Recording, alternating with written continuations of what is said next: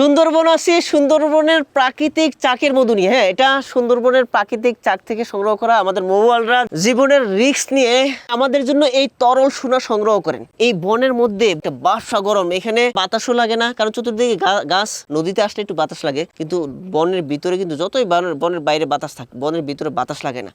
আর তাদের খাবার কি জানেন? তারা এখানে পান্তা ভাত চিড়ে নিয়ে যায়। আহা, কি যে একটা কষ্ট। এই মধুটার দামটা বাড়ার মেইন কারণ যেটা, এটার চাহিদার তুলনায় উৎপাদন কম হয়। হ্যাঁ, উৎপাদন কম হওয়ার কারণে এটার কিন্তু দামটা অনেক বেশি হয়। 100% অর্গানিক মধু যদি বলতে হয়, তাহলে এই সুন্দরবনের মধুটাকে অর্গানিক মধু বলতে হবে, এবং এটাই অর্গানিক মধু। আর সারা বিশ্বের দুর্লভ মধুগুলোর মধ্যে অন্যতম মধু হচ্ছিল এই সুন্দরবনের প্রাকৃতিক চাকের মধু। আপনি যদি কাউকে হাদিয়া দিতে চান অথবা কাউকে গিফট করতে চান, তো এইটা হবে সবচেয়ে বেস্ট একটা চয়েস। আপনি নিজের জন্য সংগ্রহ রাখেন, আপনার আব্বাকে দেন, আম্মাকে দেন, আপনার বাচ্চার জন্য এই মধুটা রাখেন। দেখেন, প্রতিদিন যদি আপনি 1 চামচ করে এই মধুটা খাইতে পারেন, আমি বলবো যে প্রত্যেক মাসে আপনার ওষুধের যে একটা বাজেট আছে না, এই বাজেটটা কমে যাবে ইনশাল্লাহ।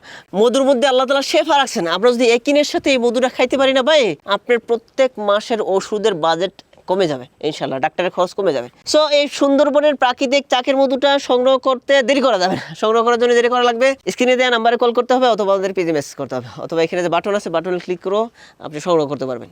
চলুন আমরা আমার কেমিক্যাল থেকে বের হয়ে প্রকৃতির দিকে ফিরে আসি। সুস্থ থাকুন, ভালো থাকুন প্রকৃতির সাথে। জাযাকাল্লাহু খাইরান।